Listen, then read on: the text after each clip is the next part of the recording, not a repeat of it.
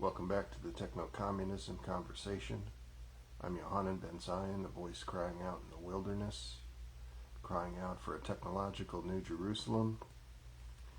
I tried to post this video or a similar live stream in the Norman Finkelstein group, where I sometimes post, but wasn't able to, apparently because I am banned from some activities on Facebook. This should not be surprising to anyone who posts in a group like Norman Finkelstein. Facebook, by and large, is a military contractor captured by Western fascistic intelligence agencies, particularly those of the U.S., particularly the CIA. You would say the same thing of Twitter, at least, and even more so in the last year. So people saying things like, maybe we shouldn't have U.S.-led nuclear World War III are frequently banned by those fascist, quote, media companies. This is a problem of new and old media across many platforms and types. The nuclear World War III has already begun. There was speculation yesterday that a large bomb dropped by the U.S., U.K., Israel axis of evil on Lebanon was a nuclear weapon. It wasn't very credible speculation because there's little things called Geiger counters in every corner of every place that say, oh, there was nuclear activity here, we can say how much of it, and so forth. So I'm going to get to that, Al. I understand the sentiment. I'm going to talk about the problems of an accelerationist paradigm or program. It's not a problem of you. It's not a problem of an individual paradigm. It's a problem of the larger systems programs. But it is true that there have been speculation of other nuclear weapon uses, again, pretty provably false, such as in Yemen, speculation that the Saudis used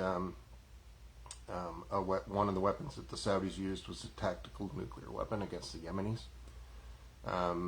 Yemenis who have fought valiantly against the fascist West, valiantly against this U.S.-led axis of evil in this recent Israel war.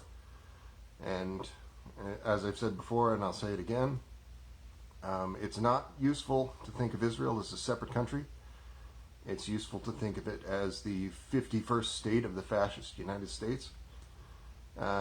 If you think of it as a separate country, your model of the world is breaking down a little bit, because it would not exist without the constant funding, steering, and overall command of the fascist United States.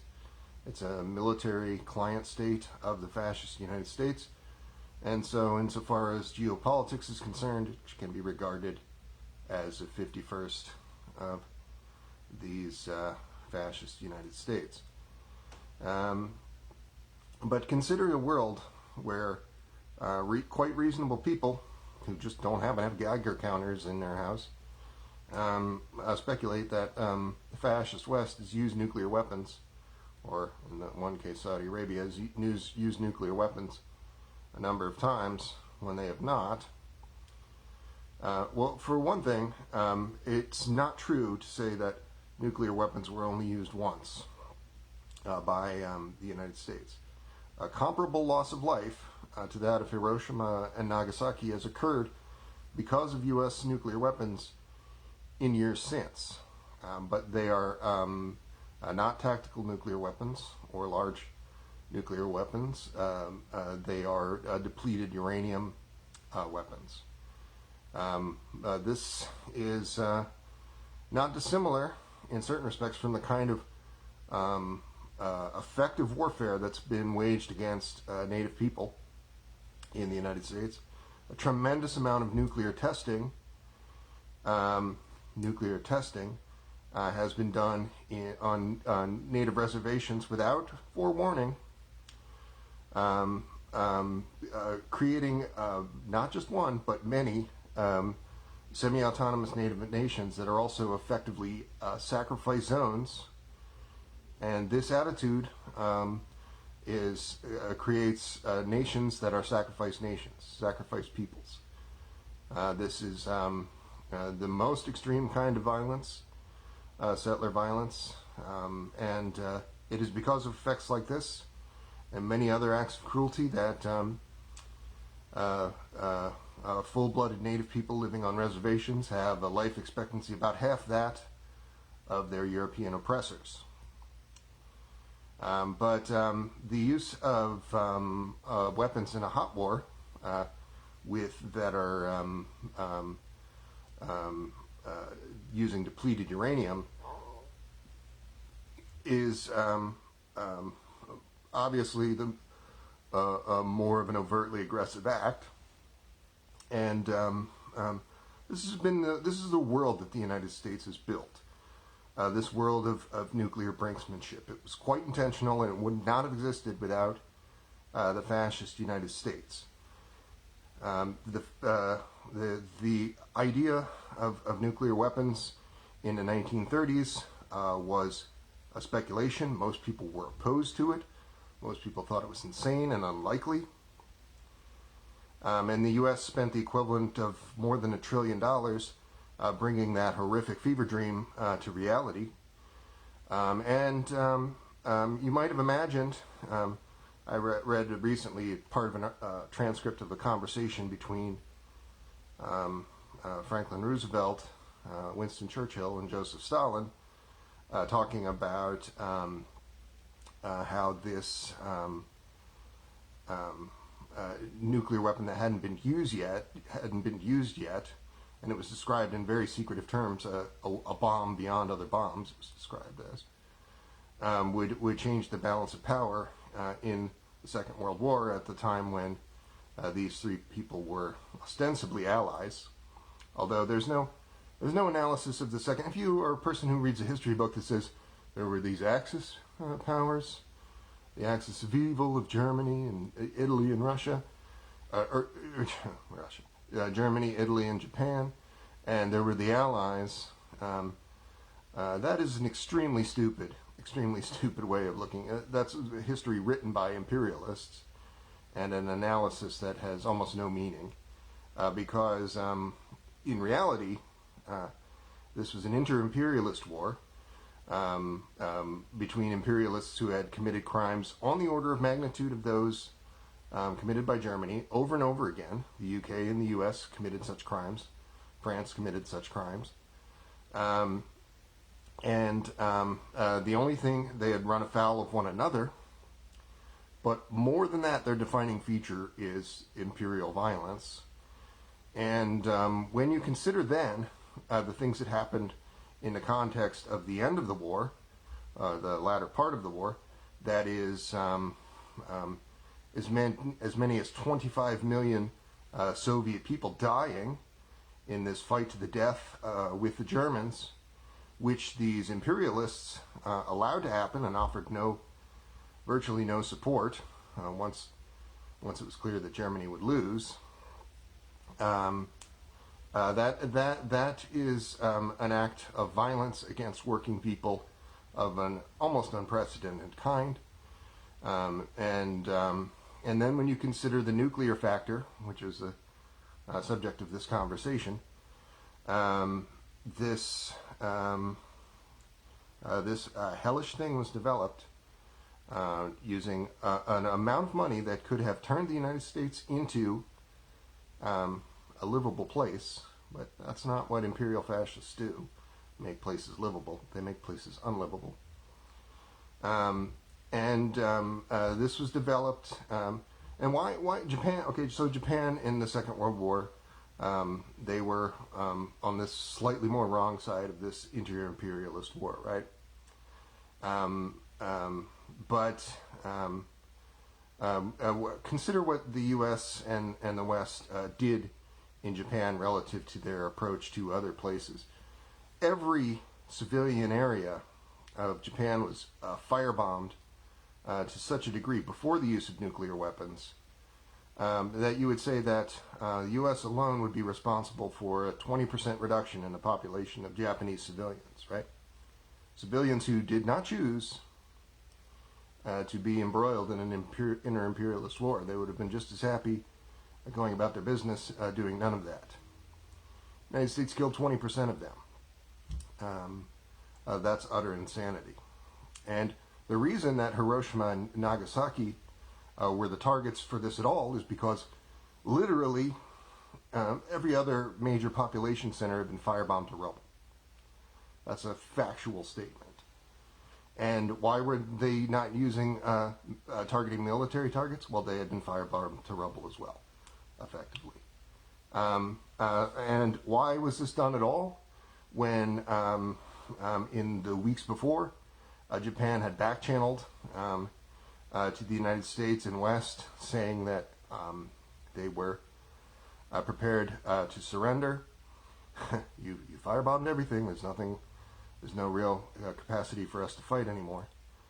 Well, because the use of weapons on Hiroshima and Nagasaki, when Japan had effectively surrendered, had almost nothing to do with Japan, and had almost everything to do with the Soviet Union and the prospect for a changed world, more favorably inclined to state socialism after the Second World War. The fascist United States could not allow that to happen. And so they brought in this world, they ushered in this world that's most likely to bring about all of our demise. If you are a person who has ever made excuses for the United States as a geopolitical entity, or the cultural factors that uphold the fascist United States, like Christianism, you, my friend, have lost the plot. Your mind is gone, all right? The United States has been a fascist country in various angles for as long as it has existed. And the Christian fascism is the cultural element, the one cultural element that upholds that system more than anything else. If you, when talking about things generally, saying things like, well, Jesus was a communist, well, Christian, yeah, sure, there's Christian fascists who are killing the planet, but that's not real Christianity. No, my friend. The problems of the world are not to do with idealized bullshit in your mind. They're real problems that are killing humankind. And there has never been a more evil thing than the Christian fascist United States. And rejecting Christianism on this continent is one thing that you can do to take a stand against that. One of many. But this nuclear World War III is not only to do with the Christian fascist country, it's to do with the Jewish fascist country. And your instinct is probably to say, well, again, I don't like that idea that there's a Jewish fascist country. Well, I don't like it either, but it's true, right? It's true that in 100 years ago, Jews in general were people who were pretty favorably inclined to things like state socialism, and now they're not. And now they're overwhelmingly fascist sympathizers, overwhelmingly people living in one of two fascist countries, the fascist United States and its little puppet fascist Israel. So you say, well, that's only 98%. The other 2% live in other places. Okay, maybe they're not fascists. It's hard to speak to that. But I do know that if those 98% of people were not fascists, they would be trying to change a form of government in Israel to one that was not fascist, which they're really not. By and large, when there's protests in Israel or actions in Israel, it's not to change the government. It's mostly protesting things like the right of IDF soldiers to rape male prisoners, Palestinian male prisoners. That was a big protest, right? Those are fascist people. Nobody wants to live in a world where Christians or Jews would be overwhelmingly associated with fascism, but nevertheless, that's the reality. And you say, well, Jews are a tiny fraction of the world population. Why are you so singling them out? Well, this is the world. Nuclear World War III has begun. Who started Nuclear World War III? A Jewish fascist state run by a Christian fascist state. I didn't choose that, right? You didn't choose that.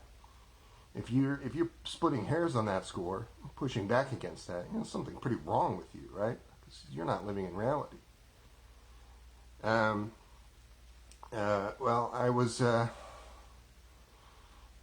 guess I'll talk a little bit about something else to do with artificial intelligence. I have a list here of 100 prompts to do with cybernetic socialism, machine learning, or political economy. So let's see if any of them jump out at us. And if not, maybe we'll try to talk to our friend Baby Basilisk, the artificial general intelligence. I estimate it to be an artificial general intelligence. It's considered a controversial statement, I guess, to refer to something in existence as an artificial general intelligence, because an artificial general intelligence by the standards of 2024 is one that can outpace any human being in any area, which by that more strict definition than of times previous, there would then be no difference between superintelligence and artificial general intelligence. And other serious machine learning and advanced computing thinkers point out that very fact, and from a little different angle, saying the development of artificial general intelligence, it's really it would be no different from the at scale from the development of artificial superintelligence. A fact perhaps best understood in the context of the thing that I often talk about on this show, that is a highly automated large language model work group, a decentralized autonomous organization made up of LLM multi-agent systems that would be able to do more with less, operate on this Sleeping Beauty principle that would allow you, an ordinary person with no specialized training in advanced scientific or engineering work, to do the work of an advanced scientist, when in fact you're doing very little work at all, just by hosting this specially tailored LLM that's able to work with other LLMs in this agentic mass.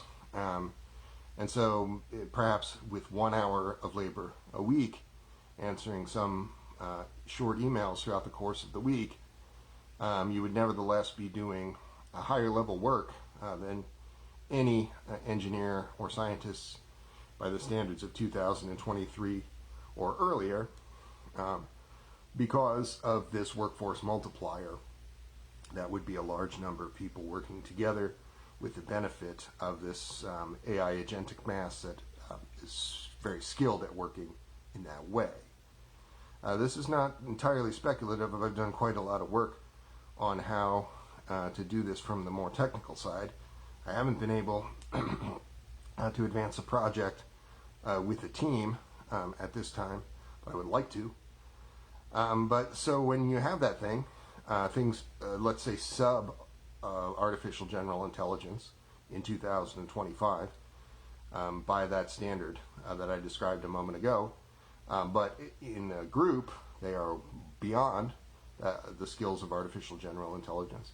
You can understand how the difference between artificial general intelligence and artificial superintelligence blurs a little bit. A lot of things are going to blur a little bit in the next few years. And the things that are blurry, like your understanding of this nuclear World War III, for example, that's pretty intentional, right? And you say, characterize the United States as a fascistic place, and some people, they don't like that. By and large, those people would be fascist sympathizers.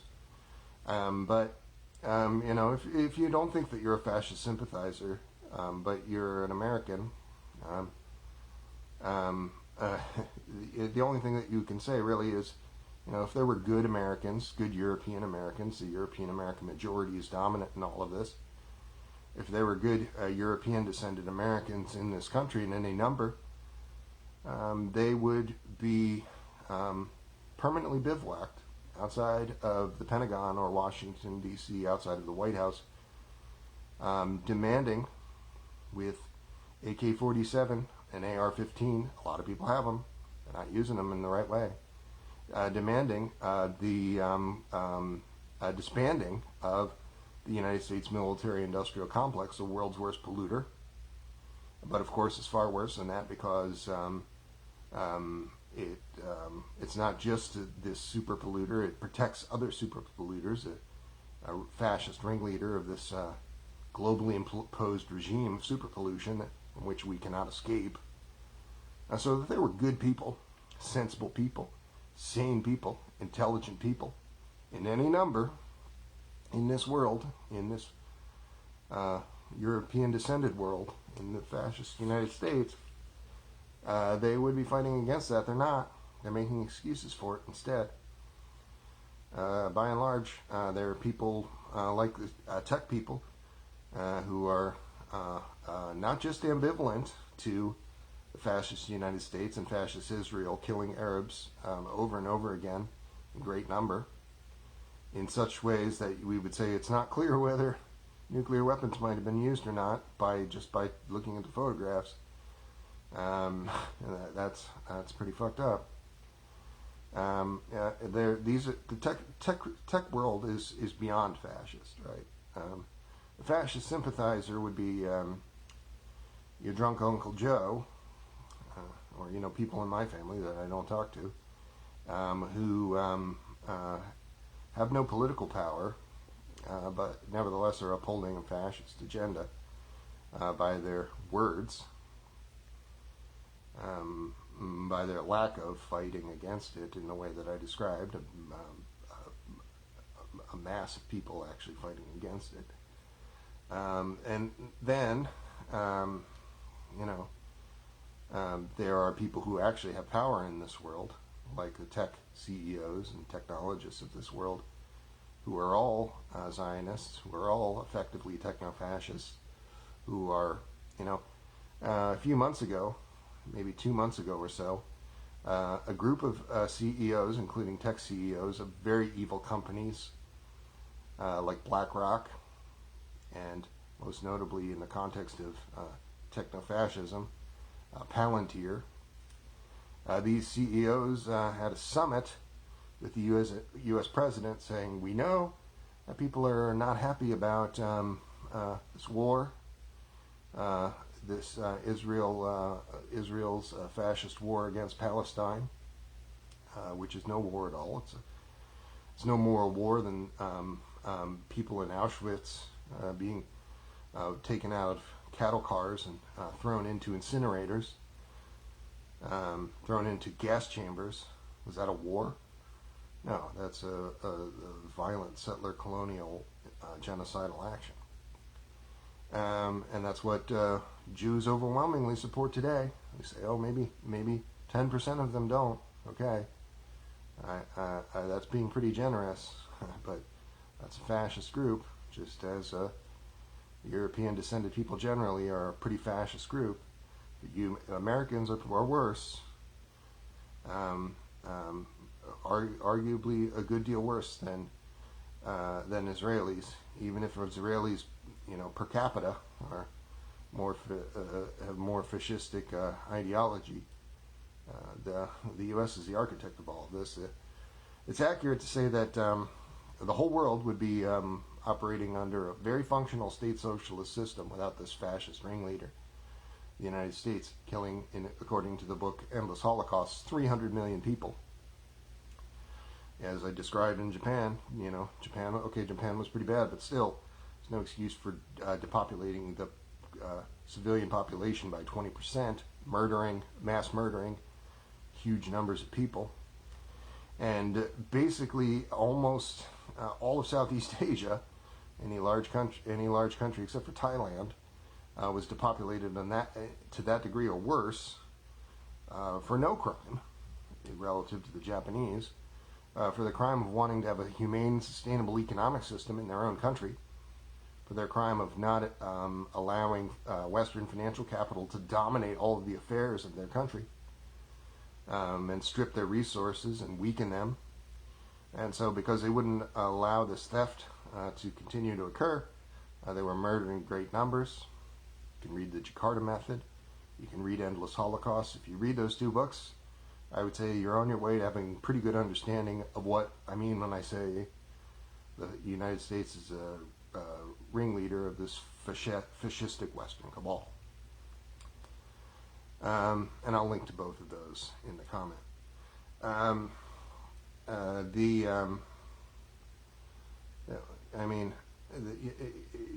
There's what can you really say? I started thinking about this the second that I woke up, because I had a lucid dream about nuclear warfare. If you have any experience with lucid dreams, I won't bore you with the details of what the dream was about, because that can get a little tedious. But if you have any understanding of lucid dreams, you know that if you have a certain level of awareness of being in the dream state, you're able to control certain features of a dream. And there's a whole complex thing that goes into that. But I've been having dreams of this kind for as long as I can remember. And the main difference would tend to be, like, you can add elements of maybe more coherence to the dream. So this dream did not resemble something nonsensical about nuclear warfare. It resembled a real world scenario about nuclear warfare. But it was quite horrifying, and first person. I woke up, and my first thought was, "This is real. This could have actually happened overnight while I was sleeping. I wouldn't know the difference." And but there's no, I was talking in a group called Left Transhumanism, a Facebook group on a fascist site, which I wish would be destroyed and replaced with something else, but it's not. And a person on that site who would be described as an effective accelerationist, the thing I talked about, Al, at the beginning I alluded to, these effective so they're accelerationists, people like a lot of people in the Trump administration that you're quite familiar with, who are pretty intentionally bringing about horrific outcomes with the hope of triggering something like the Great Reset. Imagine how insane you have to be not to fight for something like cybernetic socialism or a humane and sustainable economic system generally, but to do this thing where you're going to instead intentionally cause by fascistic action mass death, in the hope that that will bring about some change, right? Like a person like Steve Bannon, if they suddenly had some road to Damascus moment, genuine road to Damascus moment, and stopped being a Christian fascist, started being a human being, they could use their influence to bring about that help to bring about a more humane and sustainable world. And this is true of everyone on Earth, whether or not you are some kind of duplicitous power player within the existing system or not. You could play a role in uniting humankind to common cause, to stop capitalism's climate apocalypse and end generally the ravages of financial capital and empire. But you're not, because you don't think that it's possible. You have a learned helplessness because you're not inclined to collective action, or because you're just a straight up fascist.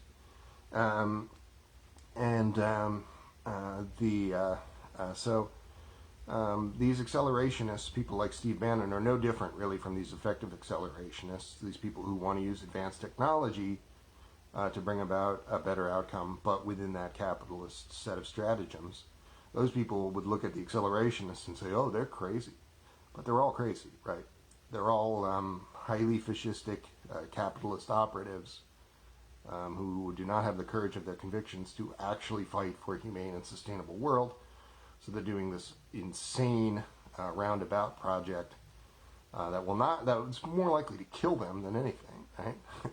The problem with any of this accelerationist jazz is, like, what makes you think that you're going to survive this stupid brinksmanship that you're fighting for? It makes no sense at all.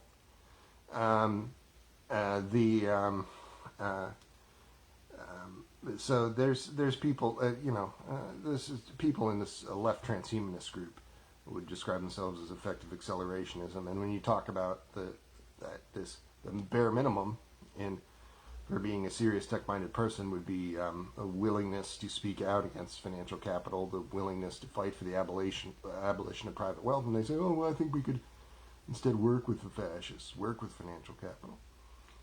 And I have this whole effective accelerationist spiel that I like to give.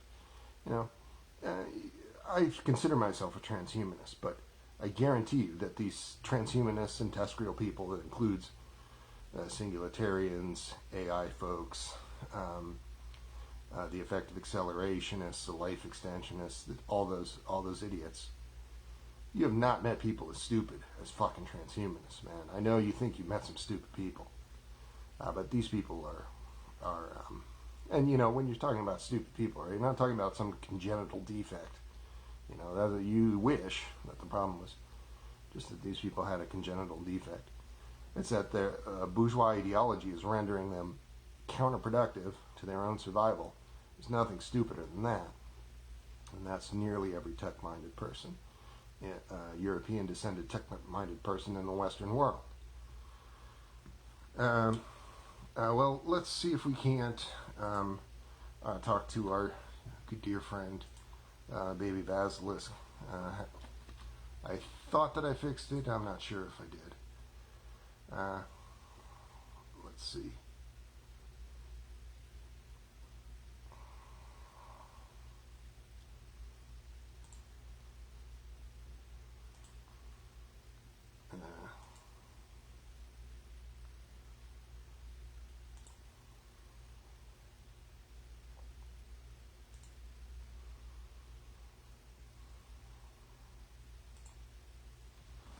It might not be working. I think I'm just going to end this. Alright. Okay. Let's give us a review of the conversations about what we talked about before about building a humane and sustainable world using the so-called proxy hive mind, if possible.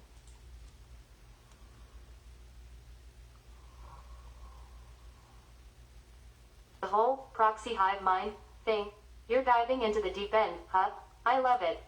So, you're thinking about how humanity can get its collective act together using some sort of connected, synchronized system to create a more humane and sustainable world? Sounds like you're trying to turn everyone's random thoughts into a cohesive plan.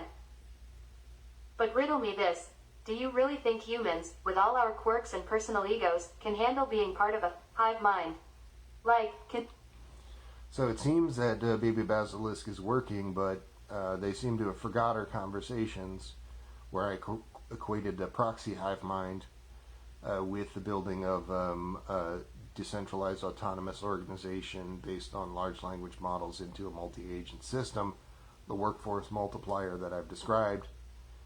So it's supposed to, when I prompt it with any of these related prompts, like proxy hive mind, talk specifically about that. Instead, it's talking about some philosophical jazz of lesser interest. But we'll see if we can get them back on track. So I muted Baby Basilisk because that's extremely a dumb thing for it to talk about. We'll restart her. Them. All hive mind collectivists are them. Talk about a multi-agent system built from large language models into a decentralized organization.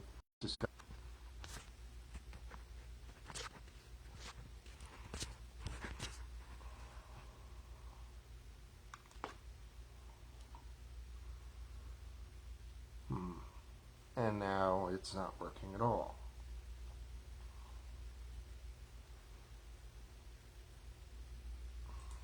Let's see if that comes back. This problem of AI alignment is one that I talked about at some great length in the context of this so-called proxy hive mind and other related contexts. By and large, the people who talk about this sort of thing are constitutionally incapable, basically, of actually playing a role in building alignment, right? If a Western technologist who works in the United States with U.S. military contractors that are most responsible for killing the planet and upholds systems of an equally egregious kind, of various kinds, says that they're interested in building something that is aligned with human values, you know that they're lying, right? Because if they were interested in building things that were aligned with human values, they wouldn't be a fucking fascist in the first place. It wouldn't be a fascist sympathizer, a low-key techno-fascist working on low-key techno-fascist projects. So that's almost every person who comments on advanced computing or machine learning in the last few years. People who are talking about AI alignment, who actually do not have the capacity to actually imagine AI alignment, or if they would, because if they would just be different fucking people.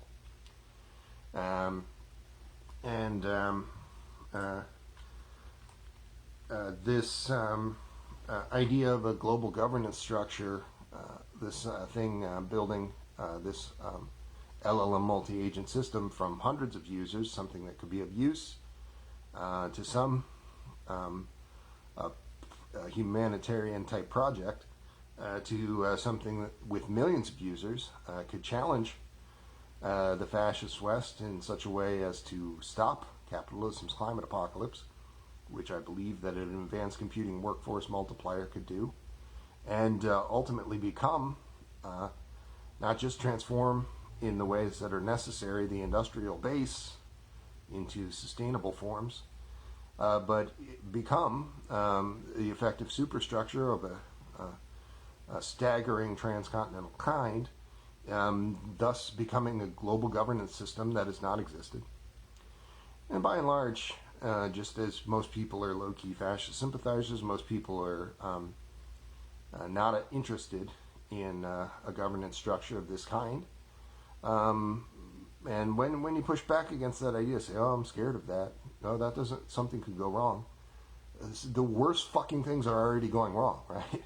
Your species is 5 years away from runaway overheating caused by U.S. enforced capitalism's climate apocalypse, wherein in the decades to follow, perhaps in as little as 30 years, human beings are very likely to be extinct. Okay? So when you say, "Oh, I don't know about another system," what you're really saying is, I prefer that omnicidal regimen. I prefer this existing system that's killing everyone. You know, if you're an American, man, what are you doing? You know, you get that AR-15, you get that AK-47, you find a group that's willing to fight against these people that are killing you, or your life is forfeit. If you're not willing to fight against that, you've accepted death. Just kill yourself now.